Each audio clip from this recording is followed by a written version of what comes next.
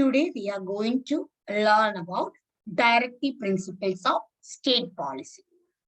So in the last videos, we have covered from Article 37 to Article 40. So we know that the directive principles of state policy is starting with the Article 38. So Part 4 of the Indian Constitution is actually dealing with directive principles of state policy. For Constitution Day Part 4, directive principles of state policy കുറിച്ചാണ് പറയുന്നത്. Article 36 മുതൽ Part 4 തുടങ്ങും. പക്ഷേ Article 36 ഉം 37 ഉം directive principlesന്റെ supporting articles ആണ്. 38 മുതലാണ് directive principles തുടങ്ങുന്നത്. നമ്മൾ 38 ഉം 39 ഉം 40 ഉം കണ്ടിരുന്നു. അതിൽ ഏറ്റവും ഇമ്പോർട്ടന്റ് ആയിട്ട് നമ്മൾ നോക്കിയത് 39A ആണ്. 39A എന്തായിരുന്നു? Equal justice and free legal aid ആയിരുന്നു 39A. So directive principles ne socialist principles, Gandhian principles and liberal principles ingane മൂന്നായി തിരിച്ചിട്ടുണ്ട്. അതിൽ 38, 39, 39A ഇവ മൂന്നും socialist principles ആയിരുന്നു. 40 Gandhian principles ആയിരുന്നു. ഇന്ന് മുതൽ നമ്മൾ 41 മുതലാണ് നോക്കാൻ പോകുന്നത്. 41 മുതൽ 51 വരെ. So 41 പറയുന്നത് എന്താണ്? Right to work, right to education and to public assistance in certain cases. അതായത് എല്ലാ ആളുകൾക്കും ജോലി ചെയ്യാനുള്ള അവകാശം, വിദ്യാഭ്യാസം നേടാനുള്ള അവകാശം, പൊതുസഹായങ്ങൾ ലഭിക്കാനുള്ള അവകാശം. ഈ പൊതുസഹായങ്ങൾ എന്ന് പറഞ്ഞാൽ ഇപ്പൊ നമുക്കറിയാം, അൺഎംപ്ലോയ്മെന്റ് ഉള്ള ആളുകൾക്ക് ഒരു എമൗണ്ട് ഗവൺമെന്റിൽ നിന്ന് കൊടുക്കുന്നുണ്ട്, അൺഎംപ്ലോയ്മെന്റ് വേജ്. അതുപോലെ ഓൾഡ് ഏജ് ആയ ആൾക്കാർക്ക് പെൻഷൻ നൽകുന്നുണ്ട്, ഡിസേബിൾ ആയ ആൾക്കാർക്ക് പെൻഷൻ നൽകുന്നുണ്ട്, അതുപോലെ വിഡോ ആയിട്ടുള്ള ആൾക്കാർക്ക് പെൻഷൻ നൽകുന്നുണ്ട്. ഇതെല്ലാം ഒരു പബ്ലിക് അസിസ്റ്റൻസിന്റെ ഭാഗമായിട്ടാണ്. So when the state is decided to give such a public assistance to these cases, always it is based on the Article 41. So സമൂഹത്തിലെ ചില വിഭാഗങ്ങളിൽ പെടുന്ന ആൾക്കാർക്ക് ധനസഹായങ്ങളോ അല്ലെങ്കിൽ മറ്റ് എന്തെങ്കിലും പൊതുസഹായങ്ങളോ നൽകാൻ സർക്കാർ തീരുമാനിക്കുന്നത് ആർട്ടിക്കിൾ 41 ചിന്തിച്ചിട്ടാണ്.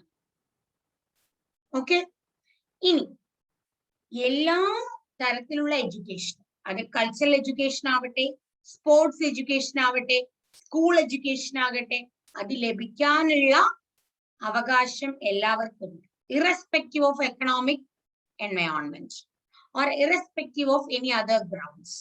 സോ എല്ലാ ആളുകൾക്കും വിദ്യാഭ്യാസം, ജോലി ചെയ്യാനുള്ള അവകാശം, പിന്നെ അവരുടെ കാറ്റഗറി അനുസരിച്ച് സഹായം സർക്കാരിൽ നിന്ന് ലഭിക്കാനുള്ള അവകാശമൊക്കെ ഉണ്ട് എന്ന് പറയുന്നതാണ് ആർട്ടിക്കിൾ 41. അപ്പൊ നമുക്ക് വേണമെങ്കിൽ ഒരു ചോദ്യം ചോദിക്കാം. ഇപ്പോ സോഷ്യൽ വെൽഫെയർ പെൻഷൻസ്, സാമൂഹ്യ സുരക്ഷാ പെൻഷനുകളുണ്ട്, സോഷ്യൽ സെക്യൂരിറ്റി പെൻഷൻസ് ഉണ്ട്, അത് നമ്മുടെ സ്റ്റേറ്റിൽ കൊടുക്കുന്നുണ്ട്. അത് ഏത് ആർട്ടിക്കിൾ ആണ് അതിന്റെ ബാക്ക്ഗ്രൗണ്ടിൽ വർക്ക് ചെയ്യുന്നതെന്ന് ചോദിച്ചാൽ അത് ആർട്ടിക്കിൾ 41 ആണ്. ഓക്കെ, സോ അത്രമാത്രം ഇമ്പോർട്ടന്റ് ഉള്ളതാണ് article 41. Next one article 42. Article 41 and 42 ഇത് രണ്ടും സോഷ്യലിസ്റ്റ് പ്രിൻസിപ്പിൾസ് ആണ്. ആർട്ടിക്കിൾ 42 പറയുന്നത് ഒരു വർക്ക് കണ്ടീഷൻസിൽ നമ്മൾ ഹ്യൂമെയിൻ ആയിട്ടുള്ള കണ്ടീഷൻസ് കൺസിഡർ ചെയ്യണം എന്ന്. So if there is any medical issue or if there is maternity relief, the state should provide or should consider humane conditions. മനുഷ്യനുണ്ടാവുന്ന സാധാരണയായ കുറെ കണ്ടീഷൻസ് ഉണ്ട്, ഹെൽത്ത് കണ്ടീഷൻസ്. അവയെല്ലാം ജോലി കൊടുക്കുന്ന ആ പെർട്ടിക്കുലർ ഓർഗനൈസേഷൻ അവയെല്ലാം കൺസിഡർ ചെയ്യണം എന്നാണ് ആർട്ടിക്കിൾ 42 പറയുന്നത്. Then Article 43. So Article 43 socialist principle ആണ്. അതോടൊപ്പം തന്നെ ആർട്ടിക്കിൾ 43 ഗാന്ധിയൻ പ്രിൻസിപ്പിൾ കൂടിയാണ്. 43 സോഷ്യലിസ്റ്റ് പ്രിൻസിപ്പിളുമാണ്, ഗാന്ധിയൻ പ്രിൻസിപ്പിളും ആണ്.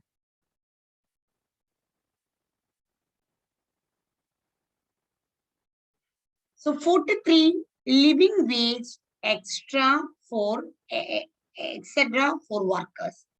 The state shall endeavor to secure by suitable legislation or economic organization or in any other way to all workers, agricultural, industrial or otherwise, a living wage, conditions of work, ensuring a decent standard of life, full enjoyment of leisure and social cultural opportunities.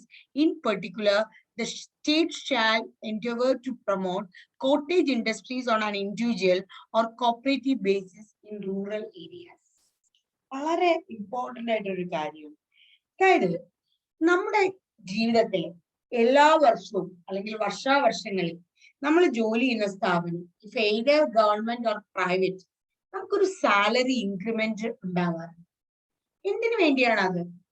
നമ്മുടെ status, living status improve ചെയ്യാൻ വേണ്ടി, നമുക്ക് ഒരു full enjoyment in the case of cultural activities, leisure activities, എല്ലാത്തിലും നമുക്കൊരു full enjoyment വേണമെങ്കിൽ നമ്മുടെ wage increase ചെയ്യണം.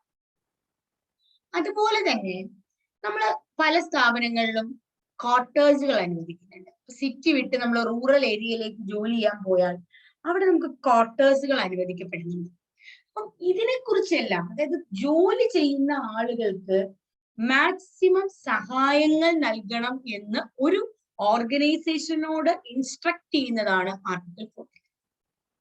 സോ ആർട്ടിക്കിൾ 43 എന്ന് പറയുന്നത് കംപ്ലീറ്റ്ലി വർക്കേഴ്സിന് വേണ്ടിയുള്ള ആർട്ടിക്കിൾ ആണ്. 43A, 43B, 43C അങ്ങനെ കുറെ ഉണ്ട്. സോ നമുക്ക് 43A മാത്രം ഇപ്പൊ തൽക്കാലം നോക്കിയാൽ മതി. So article 43 completely the welfare of workers. So the state, that may be an organization or a government or a private institution, should provide all the facilities for the workers' welfare. ഒരു ജീവനക്കാരന്റെ വെൽഫെയറിന് വേണ്ടി എല്ലാ ഓപ്പർച്യൂണിറ്റീസും provide ചെയ്യണം എന്ന് പറയുന്ന ഒരു article ആണ് article 43. അതിൽ ഏറ്റവും പ്രധാനപ്പെട്ട ഒരു ആർട്ടിക്കിൾ ആണ് ആർട്ടിക്കിൾ 43A. ആർട്ടിക്കിൾ 43A പറയുന്നത് participation of workers in management of industries. ഇതൊരു ഗാന്ധിയൻ പ്രിൻസിപ്പിൾ ആണ്, സോഷ്യലിസ്റ്റ് അല്ല, ഗാന്ധിയൻ പ്രിൻസിപ്പിൾ ആണ്. അതായത് തൊഴിലാളികൾക്ക് മാനേജ്മെന്റിൽ അംഗത്വം വേണം. അതായത് നമ്മൾ ഇപ്പോഴത്തെ കാലഘട്ടത്തിൽ ഒരു ഫാക്ടറിയോ ഒരു കമ്പനി വർക്ക് ചെയ്യുന്നുവെങ്കിൽ അതിന്റെ തീരുമാനങ്ങൾ എടുക്കുന്ന ഒരു യോഗമോ അല്ലെങ്കിൽ ഒരു കമ്മിറ്റിയോ ഉണ്ടെങ്കിൽ the persons who are from the working industry, that means workmen or workers, they are also participated in the committee of taking decisions. So if the management is taking any decision, they will include some of the people from the working community. So that is called participation of workers in management of industries. So that is a Gandhian principle. Our principle 43A ilana parayunnu. Okay, but 43, Article 43 is a directive principle which gives directions to the organization that we can call it as state. State should provide all the facilities for the welfare of workers. Adana Article 43. ഇനി article 44. Article 44 പറയുന്നത് uniform civil code for the citizen. എല്ലാവർക്കും uniform ആയ civil code. ഇതൊരു liberal ആയിട്ടുള്ള പ്രിൻസിപ്പിളാണ്. So നമ്മൾ discuss ചെയ്യുന്ന ആദ്യത്തെ liberal principle ആണ് ആർട്ടിക്കിൾ 44. യൂണിഫോം സിവിൽ കോഡ് ഗോവയിൽ മാത്രമേ നിലവിലുള്ളൂ. സോ യൂണിഫോം സിവിൽ കോഡ് ഇന്നും നമ്മുടെ രാജ്യം ആവശ്യപ്പെടുന്നതും അല്ലെങ്കിൽ നടപ്പിലാക്കാൻ ആഗ്രഹിക്കുന്നതുമായ ഒരു കാര്യമാണ്. സോ രാജ്യത്തെ എല്ലാ മനുഷ്യർക്കും ഒരേ സിവിൽ കോഡ് വേണം എന്നുള്ളതാണ് യൂണിഫോം സിവിൽ കോഡ്. ഇത് ആർട്ടിക്കിൾ 44 ആണ്. സാധാരണ ഒരു കോമ്പറ്റേറ്റീവ് എക്സാമിന് ഡയറക്റ്റീവ് പ്രിൻസിപ്പിളിൽ നിന്ന് ഏറ്റവും കൂടുതൽ തവണ ചോദിക്കുന്ന ഒരു ചോദ്യം ആർട്ടിക്കിൾ 44 ആണ്. Okay, that is a liberal. Then Article 45, provision for free and compulsory education for children. നമ്മളിത് ഫണ്ടമെന്റൽ റൈറ്റിൽ 21A പഠിച്ചതാണ്. ഫണ്ടമെന്റൽ ഡ്യൂട്ടീസിൽ 11ാമത്തെ ഫണ്ടമെന്റൽ ഡ്യൂട്ടി ആയിട്ട് പഠിച്ചതാണ്. അതുപോലെ തന്നെ ആർട്ടിക്കിൾ 45 ഒരു ഡയറക്ഷൻ കൂടെ കൊടുക്കുന്നുണ്ട്. ഒരു state, that may be A municipality or village or parliament or legislative council, whatever else, it should ensure the free and compulsory education for all children until they complete the age of 14 years.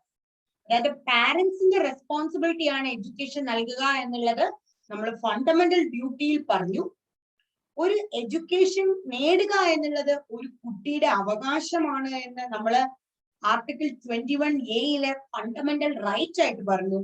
ഇപ്പൊ article 45 പറയുന്നത് ഒരു organisation, ഒരു state, ഒരു country, ഒരു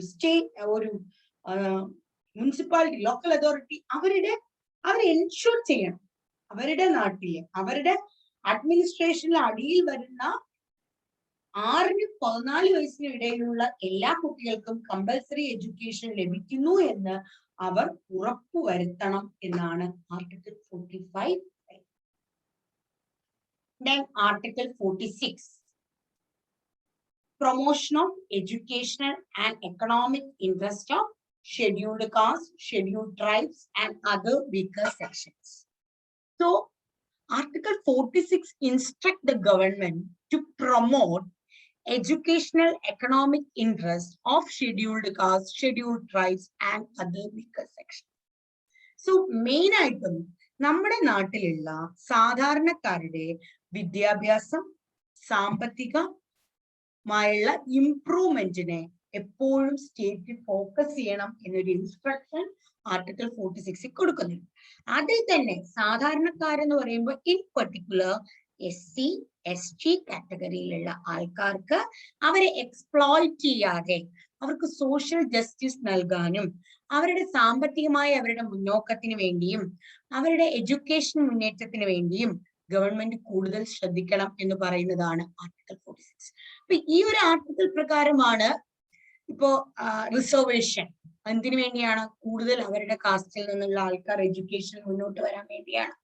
ജോലിയിലാണെങ്കിലും ഇതെല്ലാം അവരുടെ കമ്മ്യൂണിറ്റിയിലെ ആളുകൾ economically and educationally improve ആവാൻ വേണ്ടി സ്റ്റേറ്റ് ഓരോരോ ഡിസിഷൻസ് കൈക്കൊള്ളണം എന്ന് പറയുന്നതാണ് article 46. And Article 47 is again important. The duty of state to raise the level of nutrition and the standard of living and to improve public health.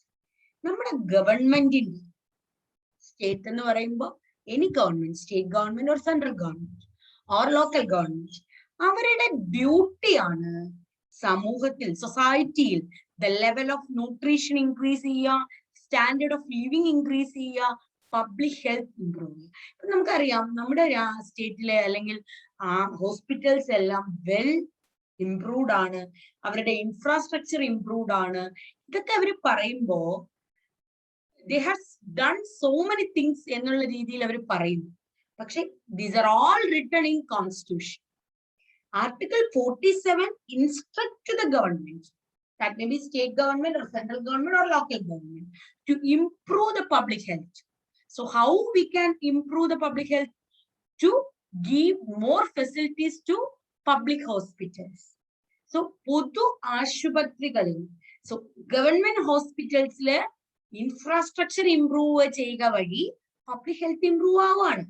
And nutrition level improve ചെയ്യുക വഴി public health improve ആവുകയാണ്. Standard of living improve ചെയ്യുക വഴി public health improve ചെയ്യുകയാണ്. അപ്പൊ ഇതെല്ലാം ഒരു ഗവൺമെന്റിന്റെ ഡ്യൂട്ടി ആണ് എന്ന് ആർട്ടിക്കിൾ 47 പറഞ്ഞു വരുന്നു. ഓക്കെ, സോ ആർട്ടിക്കിൾ 40 നോക്കൂ, 44 uniform civil code for the citizen ആയിരുന്നു. That is a liberal article. Then 45 compulsory education കൊടുക്കുക എന്നുള്ളത് സ്റ്റേറ്റിന്റെ ഉത്തരവാദിത്തമാണ്. 46 promotion of weaker sections, education and economic promotion of weaker sections. Then 47 raise the nutrition level and the standard of living, public health, ഇതെല്ലാം raise ചെയ്യുക എന്നുള്ളത് പറയുന്നു. Then article 48 പറയുന്നു organization of agriculture and animal husbandry. Agriculture, animal husbandry ആയിട്ട് related ആയിട്ടുള്ള സ്ഥാപനങ്ങളൊക്കെ നിലവിൽ വരണമെന്ന് പറയുന്നത് ആർട്ടിക്കിൾ 48 ആണ്. Then 48A പറയുന്നു environment protection, wild life protection, അതെല്ലാം 48A ആണ് പറയുന്നത്. അപ്പൊ ഇതിനെയൊക്കെ സപ്പോർട്ട് ചെയ്യുന്ന ഒരുപാട് നമ്മൾ ഫണ്ടമെന്റൽ ഡ്യൂട്ടിയിലും ഒക്കെ എഴുതി വെച്ചിട്ടുണ്ട്. എൻവയോൺമെന്റ് പ്രൊട്ടക്ട് ചെയ്യണം എന്നൊക്കെ ഉള്ളത് നമ്മൾ 6ാമത്തെ ഫണ്ടമെന്റൽ ഡ്യൂട്ടി ആയിട്ട്, 7ാമത്തെ ഫണ്ടമെന്റൽ ഡ്യൂട്ടി ആയിട്ട് എഴുതി വെച്ചിട്ടുണ്ട്. സോ ഇവിടെയും പറയുന്നുണ്ട്, 48Aയിലും പറയുന്നുണ്ട് എൻവയോൺമെന്റിനെ പ്രൊട്ടക്ട് ചെയ്യണം, ഫോറസ്റ്റിനെ പ്രൊട്ടക്ട് ചെയ്യണം, വൈൽഡ് ലൈഫിനെ പ്രൊട്ടക്ട് ചെയ്യണം. അപ്പൊ ഇതിനെയൊക്കെ സപ്പോർട്ട് ചെയ്തുകൊണ്ട് ഒരുപാട് ആക്ടുകൾ വന്നു. ഇപ്പൊ 1986 എൻവയോൺമെന്റ് പ്രൊട്ടക്ഷൻ ആക്ട് എന്ന് പറയുന്നത് ഈ ഒരു ഡയറക്റ്റീവ് പ്രിൻസിപ്പിൾ ഇൻസ്ട്രക്ട് ചെയ്യുന്ന ഒരു ആക്ട് ആണ്. അപ്പൊ ഇതെല്ലാം ഡയറക്റ്റീവ് പ്രിൻസിപ്പിൾസിൽ എഴുതി വെച്ചിട്ടുണ്ട്. ഇതെല്ലാം ആര് ചെയ്യണമെന്നാണ് പറയുന്നത്? State should do. നോക്കൂ, ഫണ്ടമെന്റൽ റൈറ്റ്സ് ചെയ്യേണ്ടത് ഓരോ സിറ്റിസണുമാണ്, ഫണ്ടമെന്റൽ ഡ്യൂട്ടിയും സിറ്റിസൺസിനാണ്. പക്ഷെ ഡയറക്റ്റീവ് പ്രിൻസിപ്പിൾസ് ആർക്കുള്ള ഇൻസ്ട്രക്ഷൻ ആണ്? സ്റ്റേറ്റിനുള്ള ഇൻസ്ട്രക്ഷൻ ആണ്. ഓക്കെ, കാരണം ഇതൊന്നും സാധാരണ ഒരു സിറ്റിസന് ചെയ്യാൻ പറ്റുന്ന കാര്യമല്ല. സോ ഇതെല്ലാം സ്റ്റേറ്റിനുള്ള ഇൻസ്ട്രക്ഷൻസ് ആണ്. Then 49 protection of monuments, places and objects of national importance. ദേശീയ പ്രാധാന്യമുള്ള പ്രതിമകൾ, സ്മാരകങ്ങൾ, സാധനങ്ങൾ, സ്ഥലങ്ങൾ ഇവയൊക്കെ സംരക്ഷിക്കേണ്ട ഉത്തരവാദിത്വവും സർക്കാരിനാണ്. അതുപോലെ article 50 it's very very important. Article 44 കഴിഞ്ഞാൽ പിന്നെ ഏറ്റവും ഇമ്പോർട്ടൻ്റ് ആണ് article 50, separation of judiciary from the executive. നമുക്ക് ജുഡീഷ്യറി, എക്സിക്യൂട്ടീവ്, ലെജിസ്ലേറ്റീവ് എന്ന 3 സംവിധാനങ്ങളുണ്ട് നമ്മുടെ രാജ്യത്ത്. ജുഡീഷ്യറി, എക്സിക്യൂട്ടീവ്, ലെജിസ്ലേറ്റീവ് എന്ന് പറയുന്ന 3 സംവിധാനങ്ങളുണ്ട്. അതിൽ judiciary is always separated from executive. So A state should concentrate on the separation of judiciary from the executive എന്ന് പറയുന്നതാണ് article 50. Then the last directive principle, that is article 51, that is very very important. Promotion of internal peace and international peace and security, അന്താരാഷ്ട്ര സമാധാനം. So അതിനുവേണ്ടി ചെയ്യേണ്ട കാര്യങ്ങൾ എന്താണ്? State എന്താ ചെയ്യേണ്ടത്? ഇപ്പൊ അന്താരാഷ്ട്ര, ഇന്റർനാഷണൽ എന്ന് പറയുമ്പോൾ ഇവിടെ ഉദ്ദേശിക്കുന്നത് നമ്മുടെ രാജ്യത്തെ കുറിച്ചാണ്. ഓക്കെ, സോ നമുക്കറിയാം, നമുക്ക് ഹോം ഡിപ്പാർട്ട്മെന്റ് ഉണ്ട്, നമുക്ക് എക്സ്റ്റേണൽ അഫയേഴ്സ് ഡിപ്പാർട്ട്മെന്റ് ഉണ്ട്, ക്യാബിനറ്റ്.